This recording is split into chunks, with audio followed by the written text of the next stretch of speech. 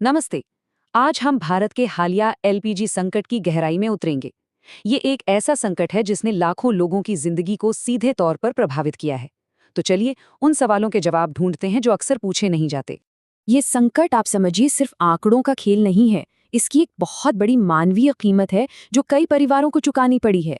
ये कहानी भूषण कुमार मित्तल की है। 13 मार्च को वो सिर्फ एक गैस सिलेंडर के लिए घंटों लंबी लाइन में खड़े थे, लेकिन घंटों का इंतजार उनकी जान पर भारी पड़ गया और लाइन में ही उनकी मौत हो गई। और ये सवाल सिर्फ एक इंसान का नहीं है। भूषण कुमार जैसे लाखों लोग एक बेसिक जरूरत, एक बुनियादी जरूरत के लिए इतना संघर्ष क्यों कर रहे हैं?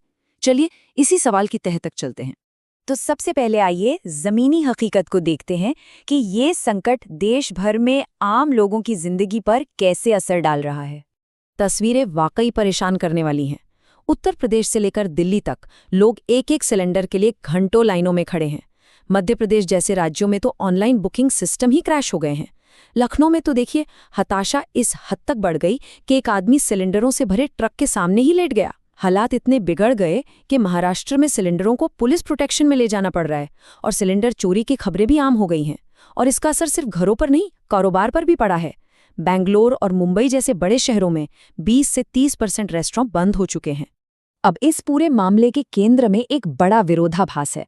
एक तरफ सरकार की आधिकारिक कहानी है और दूसरी तरफ लोगों का अनुभव, और दोनों में जमीन आसमान का फर्क है। देखिए, संसद में सरकार का पक्ष बिल्कुल साफ था। 12 मार्च को पेट्रोलियम मंत्री हरदीप सिंह पुरी ने कहा कि देश में एलपीजी की कोई कमी नहीं है, सप्लाई पूरी तरह से सुरक्षित है। लेकिन यहाँ एक बहुत दिलचस्प बात सामने आती है।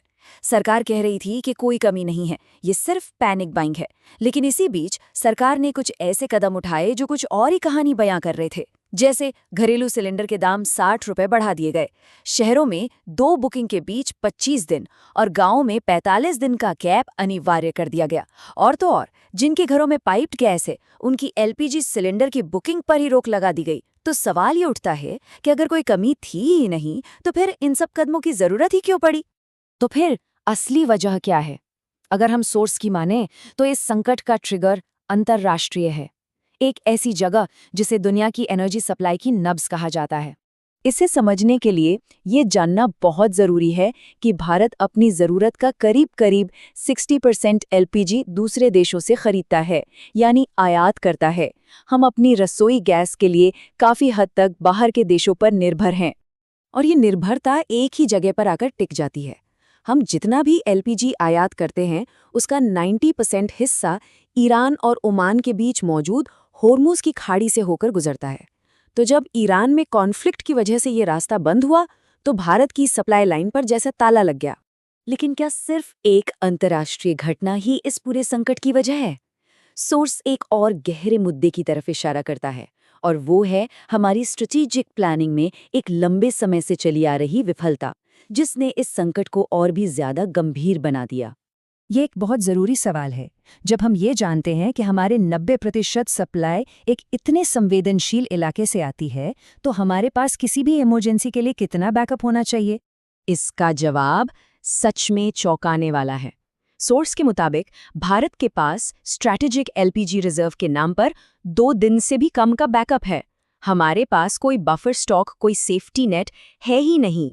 तो असल में सोर्स का आरोप ये है कि ये संकट सिर्फ एक भू-राजनीतिक घटना का नतीजा नहीं है। आरोप है कि इमरजेंसी के लिए कोई स्ट्रैटेजिक रिजर्व बनाया ही नहीं गया, आयात के लिए नए रास्ते खोजने की कोशिश नहीं की गई। उज्ज्वला योजना से जब गैस की मांग बढ़ी तो उसके हिसाब से सप्लाई का इंफ्रास्ट्रक्चर तैयार नहीं किया गया, और जो थोड़ा बहुत स्टोरेज हमारे पास है भी, वो सिर्फ सप्लाई चेन को चालू रखने के लिए है, किसी आपात स्थिति से निपटने के लिए नहीं। तो सवाल ये है कि अब आगे क्या होगा? चलिए देखते हैं कि भविष्य में क्या क्या हो सकता है और इस स्थिति से निपटने के लिए आम नागरिक क्या कदम उठा सकते हैं।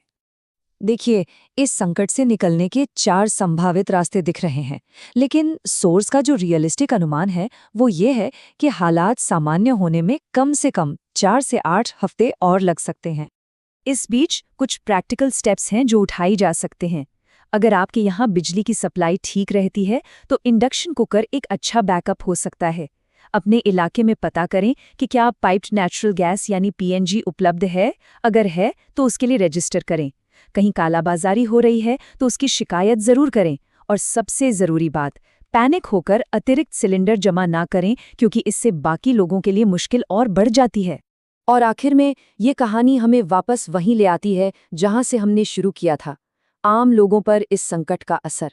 जियोपॉलिटिक्स और स्ट्रेटेजिक नाकामियों की सबसे बड़ी कीमत वो महिलाएं चुका रही हैं जो सालों बाद चूल्हे के धुएं से आज़ाद हुई थीं और आज एक बार फिर उसी पर खाना पकाने को मजबूर हैं। और ये हमें एक आखिरी सवाल के साथ छोड़ जाता है।